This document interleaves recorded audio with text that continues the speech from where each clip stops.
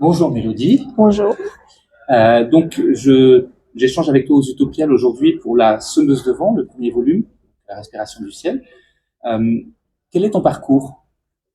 Mon parcours, donc j'ai écrit le premier tome, ça de la Semeuse de vent, à partir de 2018 et il est publié depuis environ 2 ans, 3 ans.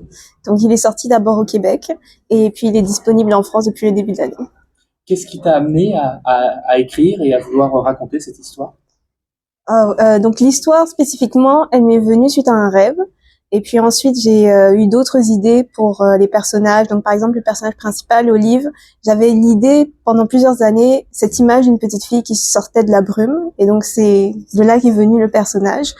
Et écrire, ça j'écris depuis toujours, je dirais, depuis que je sais écrire. Je sais que j'écris des histoires. Et donc oui, effectivement, tu le disais, tu commences par l'apparition d'une fillette dans un environnement qui semble totalement pollué. Et on se pose la question à un moment, est-ce que c'est le reflet de notre planète ou pas? Non, pas du tout. Le reflet, après, si on essaye de voir ça des liens avec notre monde, je pense qu'on peut toujours en voir. Mais je ne me suis pas inspirée, comment dire, d'une... Ça dépend parce que c'est effectivement un très grand univers. Donc c'est l'univers de la semeuse de vent, c'est plusieurs archipels d'îles flottantes et en dessous des archipels, il y a une autre terre qui s'appelle la Tourmente. Et pour certains archipels, je me suis inspirée de certaines cultures, mais c'est pas exactement le reflet de ces cultures, ces pays, etc. Et la première chose qui est qu'Olive croise, alors c'est plutôt Neige qui croise Olive plutôt qu'Olive qui croise Neige, Ouais. si on doit être précis. Et ce peuple est complètement marginalisé déjà, et finalement Olive devient une marginale parmi les marginales. Plus ou moins, oui, effectivement. Cette rencontre, elle est particulière. C'est le premier contact qu'elle a avec la civilisation. Elle sait pas d'où elle vient et elle fait peur. Euh, Pourquoi tu as voulu créer ce personnage tout de suite isolé, solitaire, sans info? Je voulais, comment dire, partir de... Déjà, c'est très difficile d'avoir un personnage et de suivre un personnage qui découvre son environnement, donc on découvre à travers ce personnage. Mais aussi, une des choses qui m'intéressait beaucoup avec Olive, c'était justement le côté marginal, le fait qu'elle est en dehors de la société, en dehors de tout, de finalement, parce qu'elle est en dehors de la société de Neige aussi, qui est elle-même une société marginalisée. Et donc, c'est un aspect du personnage qui m'intéressait beaucoup et que je voulais beaucoup explorer. Le côté d'être en dehors finalement, d'être une minorité dans une société où on va être traité différemment. C'était quelque chose que je voulais explorer un petit peu avec cette histoire. Ah, et quand la première action, enfin la première premier voyage que fait Olive avec Neige, c'est sur un marché, sans dévoiler évidemment cette première étape dans son histoire. On sent cette notion de racisme quand même très profondément ancrée dans cette scène. Est-ce que c'était quelque chose que tu voulais mettre en avant aussi, que tu voulais appuyer? Je dirais que oui, je voulais vraiment appuyer par cette scène. C'était très important pour moi de montrer comment les solitaires, donc le peuple de neige, sont traités finalement dans les îles flottantes. Parce que le peuple de neige, ça, ils habitent à Tourmente. Et dans les îles flottantes, c'est un autre peuple qui s'appelle les archipéliens.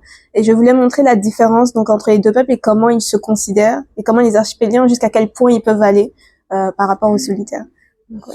Et on va sentir dès cette première étape, et ça va monter en puissance, on sent une colère latente chez Olive, sans pour autant connaître son potentiel ni ses origines. Ça va péter à un moment. Oui, c'est vrai, effectivement. Donc il y a beaucoup cette idée de cette recherche de vengeance qui se développe donc dans le premier tome et qui va se poursuivre dans les tomes suivants. Et effectivement, la colère est vraiment un vecteur dans le personnage de Liv, est très important pour ce personnage. Et j'avais vraiment une idée, c'est ça, d'explorer cette colère. Et il y a aussi, comment dire, tout un processus de deuil qui s'opère dans la série. Donc c'était aussi ça que je voulais suivre avec Olive. Parce que c'est vrai que on a aussi la question de l'héritage qui arrive. On, on l'apprendra plus tard et on va pas en parler là. La situation politique de ce monde-là est quand même particulière. Comment on construit une cohérence par rapport à ces différents États? Une cohérence. Une cohérence globale par rapport aux différentes îles, aux différentes et à cette histoire de la parenté d'Olive en fait. Ah, c'est très difficile, mais ça, les archipels sont plus ou moins comment dire, il y a une histoire assez riche. Donc, qu'on apprend, qu'on découvre petit à petit au fur et à mesure des différents livres.